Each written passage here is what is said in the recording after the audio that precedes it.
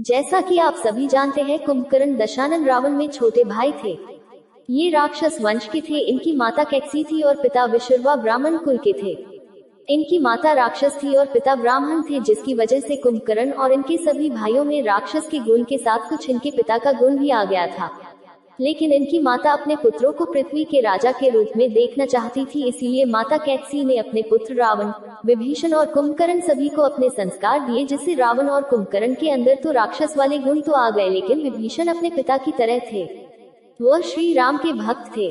रावण अपने पिता के जैसे ही चारों वेदों का ज्ञाता रहा, लेकिन उसको अपनी शक्तियों पर बहुत ही घमंड था। कुंभकर्ण के पास भी अपार शक्तियां थी। वो अपनी शरीर को जितना बड़ा चाहे बनाकर एक विशाल काय रूप ले लेता था।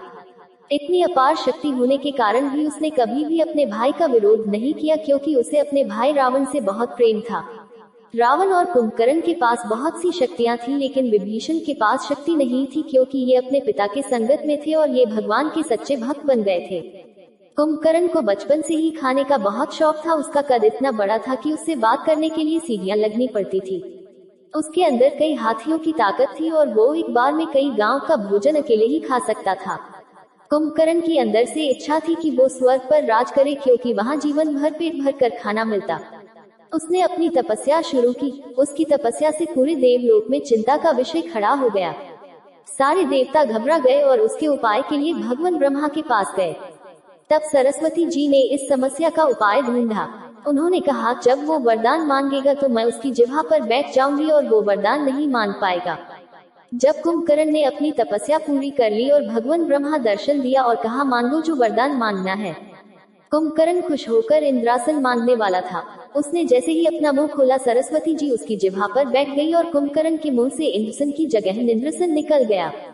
उस वरदान को ब्रह्मा जी ने पूरा कर दिया, परंतु बाद में जब कुंभकर्ण को इसका पश्चाताप हुआ तो ब्रह्मा जी ने इसकी अवधि घटाकर 1 दिन कर दिया, जिसके कारण वह 6 महीने तक सोता रहता, फिर 1 दिन के लिए उठता और फिर 6 महीने के लिए सो जाता। परंतु ब्रह्मा जी ने कुंभकर्ण को सचेत किया था कि यदि कोई उसे बलपूर्वक उठा देता है तो वही दिन कुंभकर्ण का अंतिम दिन होगा।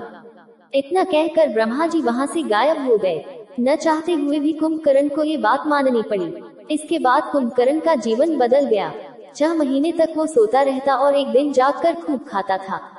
कई वर्षों के बाद रावण ने माता सीता का अपहरण कर लिया और श्री राम ने अपनी वानर सेना के साथ लंका पर आक्रमण कर दिया। युद्ध में जब रावण के महान महान योद्धा मारे गए, तब रावण से कुंभकर्ण को जगाने का आदेश दिया।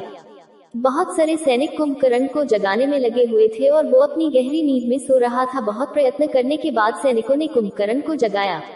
अपने बड़े भाई के आदेश पर कुंभकर्ण भगवान राम से युद्ध करने के लिए तैयार हो गया। अगले दिन कुंभकर्ण युद्ध में मैदान में उतरा। उसने अपने विशाल शरीर से वानर सेना को कुचलने लगा। सारे वानर सेना उससे डरकर भागने लगे। जैसे जैसे वो आगे बढ़ रहा था, सेना उसके पैरों के नीचे दबती जा रही थी। शायद कुंभकर्ण को पता था आज उसकी मौत भगवान राम के द्वारा हो जाएगी, लेकिन ये उसके लिए एक सौभाग्य की बात थी, क्योंकि भगवान के हाथों किसी की मृत्यु से उसका उद्धार हो जाएगा। भगवान राम अपना धनुष और बाण लेकर युद्ध मैदान में आए और अपने बाण से कुंभकर्ण पर वार करना शुरू किया। बहुत समय तक लड़ने के बाद भगवान राम जी ने अपने बाण से कुंभकर्ण के एक हाथ को काट दिया और वो जाकर रावण के महल में गया। राम जी अपने बाण से कुंभकर्ण के दोनों हाथ काट दिया, उसका वध कर दिया। उसके वध के बाद राम जी ने विभीषण की मदद से रावण का भी वध कर दिया और विभीषण को राजा बनाकर माता सीता को लेकर अयोध्या वापस आ गए।